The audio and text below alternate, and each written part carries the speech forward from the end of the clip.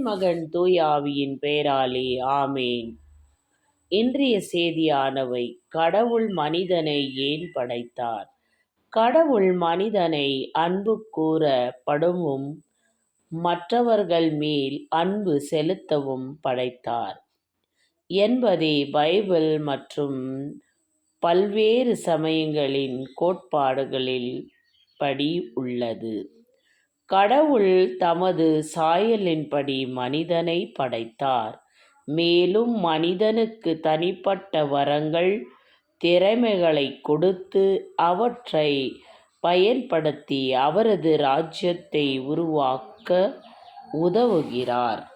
1. அன்பு செலுத்து.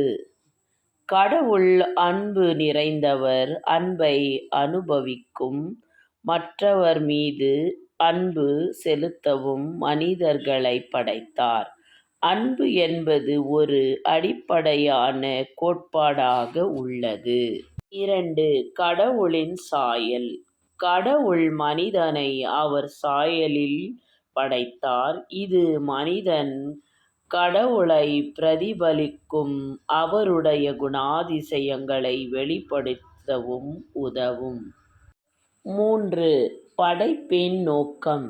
கடவுள் மனிதனை அவருடைய ராஜ்யத்தை உருவாக்கும் அவரால் கொடுக்கப்பட்ட வரங்கள் மற்றும் திறமைகளை பயன்படுத்தி செயல்படவும் படைத்தார்.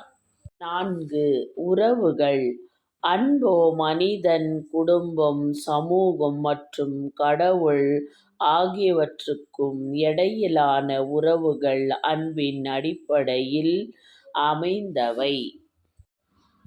இறைவா, அன்பே உருவானவரே, இதோ மனிதனை நீர் படைக்கும் பொழுது உன் அன்பை அனைத்தையும் அவர் மேலே ஊற்றி தூய்மையாய் படைத்திருக்கிறீர். உங்கள் அன்பை நாங்கள் அறிந்து பரிசுத்தமான வாழ்க்கை வாழ எங்களுக்கு தகுதி பெறும் பொருட்டாக எங்களை நீர் ஆசீர்வதித்தருளும். தூய்மை நிறைந்தவரே, பரிசுத்த ராஜா, விண்ணையும் மண்ணையும் படைத்து சகலத்தையும் ஆட்சி செய்வதற்கு தம் சாயலாக மனிதனை நீர் படைத்தீர். அப்பா, இதோ உன் தூய்மையான அந்த குணத்தை நாங்களும் பெற்றிருக்கிறோம். அந்த குணத்தை கொண்டு நாங்களும் மற்றவர்களை அவ்விதமே அன்பு செய்து அவர்களோடு நாங்கள் வாழும்படி எங்களுக்கு அருள் புரிந்தருளும்.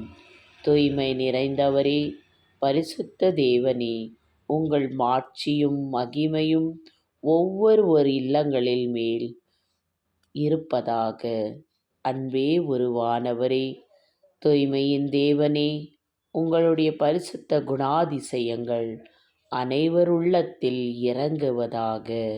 உலக மக்கள் சமாதானத்தை நிலைக்கும்படி நீர் செய்தருளும்.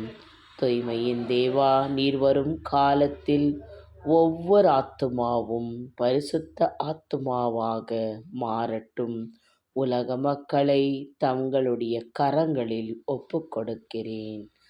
என் அன்பின் தேவனே, நீர் எங்களை பாதுகாத்து அர்ச்சித்தருளும். ஆமென்.